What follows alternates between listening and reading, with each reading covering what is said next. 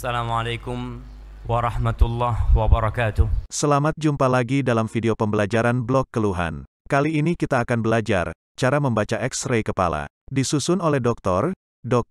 Ardik Lahdimawan, spesialis bedah saraf, konsultan. Departemen Ilmu Bedah, Fakultas Kedokteran, Universitas Lambung Mangkurat, Rumah Sakit Umum Daerah Ulin. Sebelum dilanjutkan, marilah kita membaca basmalah bersama-sama.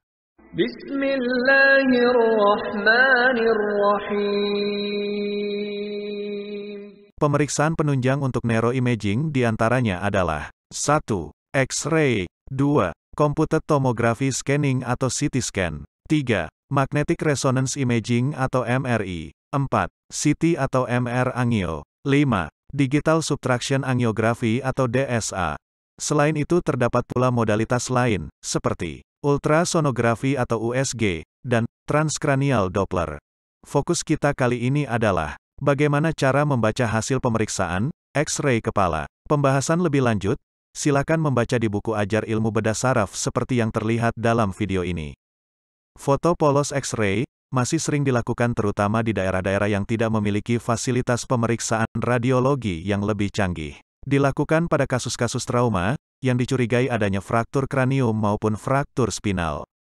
Pemanfaatan lainnya yaitu apabila dicurigai adanya kelainan pada tulang kranium maupun tulang spinal. Pada X-ray, objek akan memberikan densitas yang berbeda-beda, mulai dari yang paling hitam atau lusen, sampai dengan yang paling putih atau opak.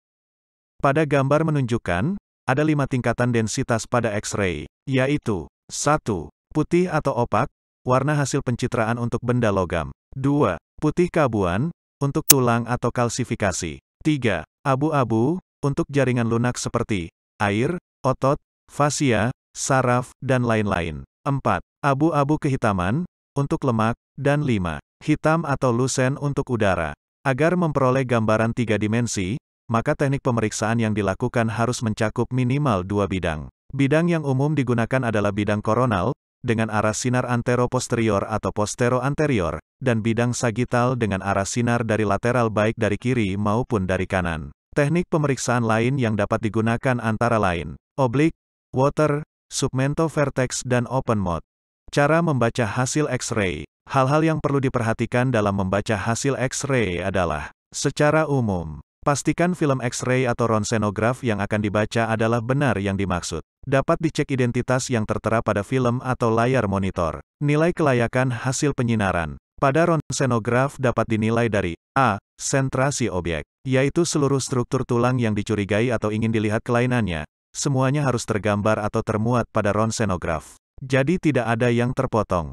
B. Kekuatan sinar. Tidak terlalu hitam atau hyperlucent, juga tidak terlalu putih atau hyperopak. Sehingga, meskipun dalam kondisi tumpang tindih atau overlapping, gambaran struktur tulang masih tampak jelas, tidak kabur, atau buram, sehingga dapat untuk dilakukan interpretasi dengan mudah. Ketepatan arah sinar. Arah sinar yang tepat, akan menghasilkan gambar yang sesuai dengan bidang yang dimaksud secara akurat. Misalnya, pemeriksaan AP, bila true AP, maka akan menghasilkan gambar yang simetris. Struktur tulang kiri dan kanan bagaikan cermin. Untuk posisi lateral, dapat dilihat pada tulang-tulang daerah wajah dan mastoid. Bila true lateral, maka struktur tulang tidak berbayang atau double atau kembar.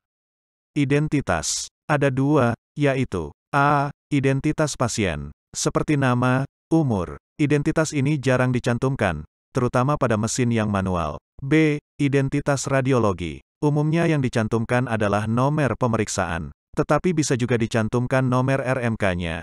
Hal khusus pada X-ray kepala. Pada gambar menunjukkan X-ray kepala posisi lateral dan AP, dapat dilihat dengan jelas batas-batas tulang kalvaria, basis kranii dan tulang wajah. Hal khusus pada pembacaan X-ray kepala adalah 1. Lihat dan perhatikan batas dan struktur tulang di daerah kalvaria, basis kranii dan wajah atau maksilofasial. 2. Cari gambaran normal dari struktur tulang, garis sutura, vascular marking dan sinus. 3. Cari gambaran yang tidak normal seperti garis fraktur, perubahan struktur tulang dan perubahan warna. Apakah lebih lusen atau lebih opak? Terkadang garis sutura dan vascular marking sulit dibedakan dengan garis fraktur. Bagaimana cara membedakan vascular marking, garis sutura dan fraktur linier? Cara membedakannya adalah dengan cara melihat densitas warna, bentuk, percabangan, ukuran garis, dan kontur. Berdasarkan densitas warna, vascular marking, abu-abu, garis sutura, abu-abu, fraktur linier, hitam. Berdasarkan bentuk, vascular marking, kurva, garis sutura, kasar dan bergelombang, fraktur linier, lurus.